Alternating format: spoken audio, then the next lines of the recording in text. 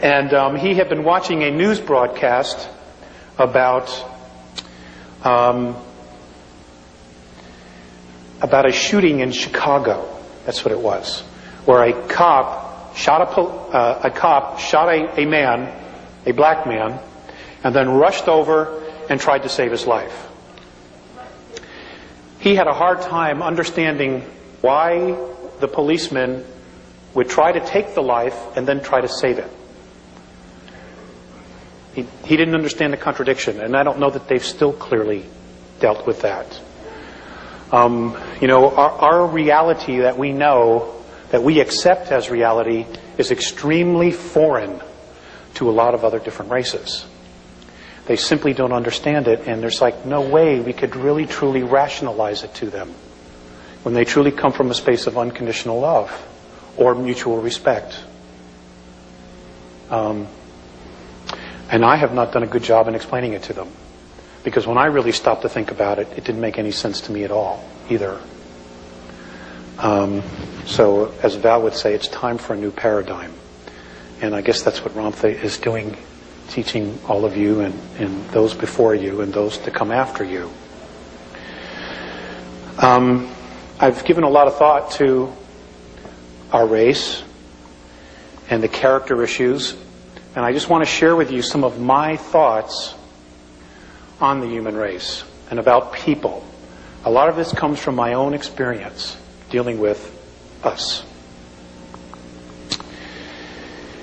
A human being whose heart shows no passion is a person who doesn't have a life. A human being who doesn't give from his heart or her heart is a person who will lie to you.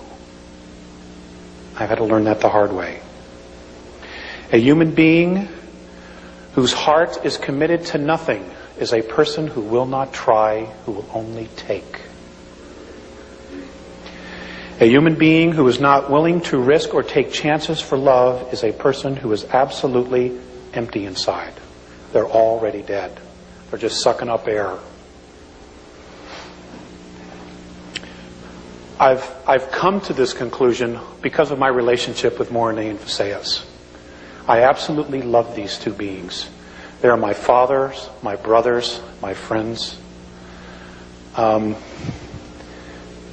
in some respect, even my sons, because I've had the opportunity to teach them.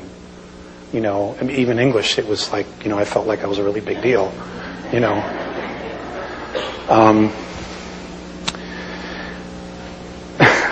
There's so much information out there that is totally bogus.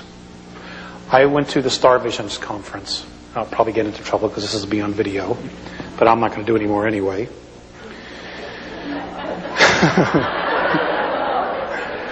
I don't pull any punches. I really don't. I mean, what the hell? Life's too short, right?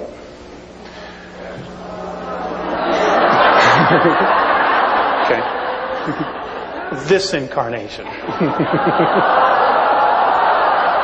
Okay, we have a difference of opinion. Hey, I've been hanging out with those guys, and, they live thousands of years. I wouldn't mind that. Yeah. But I don't want to live 1,000 years here. Not the way it is.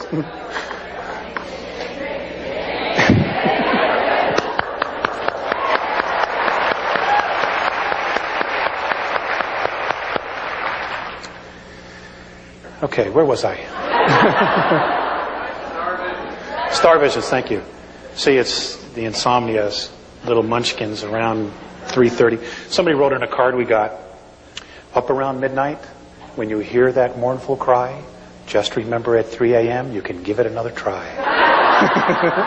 And it's so true.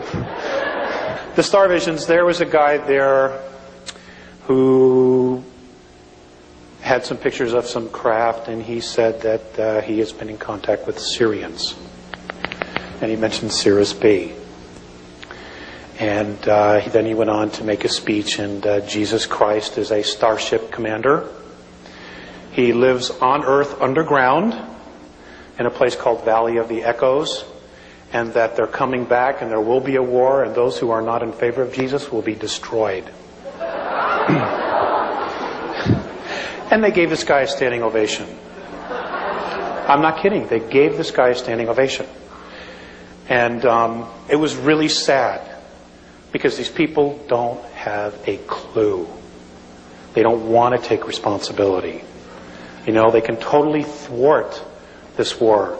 We don't have to do anything really about this as long as we started working and learning to live with each other, granting mutual respect, having natural tolerance for our race. And I know it's not easy because of all the conditioning. But folks, I need your help. I desperately need your help. You know, we don't need to create the book of Revelations, and that's exactly what we're doing. And there are beings out there that have technology that are more than happy to help us play this thing out, because we are a threat to them. And the reason we're a threat is not only who you are spiritually, which I will get into, but it's also because of our genetics. Okay? Our physicality was the Terran physicality, which is what we're known as, was melded between human extraterrestrial and the primate race, as this is what I've been taught. And it is that melding of those two races which gave us our incredible extremes of emotion, which is why we can hold so much creative energy inside of us. This is why they're concerned, and this is why the Andromedans are in awe of our creative energy. Because here they have to use technology to create some of their physicality. We don't. They're amazed that when you leave your house, okay? When you leave your house, everything is still there when you come back. It doesn't disintegrate.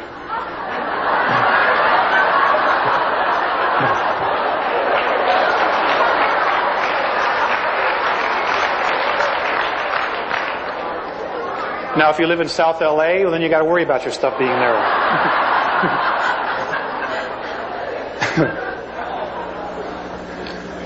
They're amazed at that, of the intent and the energy that it creates to create every one of those little tchotchkes that you have on your shelf. They're amazed. Because they're very simple. They're very, very simple. They don't have all the little stuff that we have.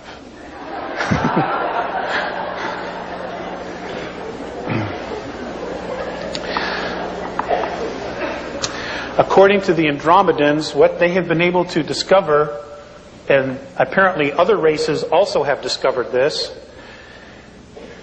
is that they say that in what we know is our universe, which is a holograph, that there are 11 layers.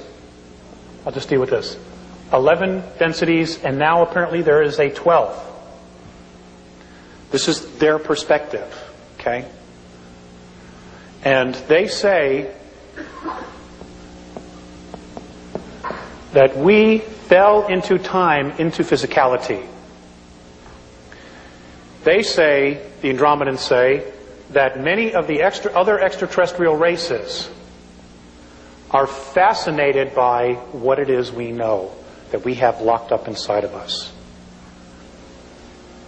Because we have already evolved to that level, and then have come back to start all over again. They don't have access to this. What they think we know, what apparently is locked up inside of us. Not only that, but apparently we specifically chose this physicality because of the vibration that we held, because of the primate and human,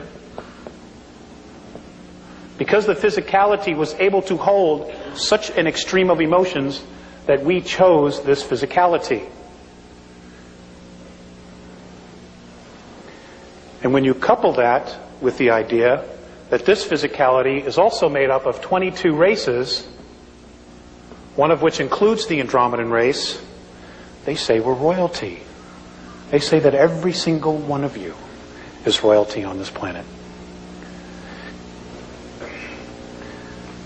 That you are royalty.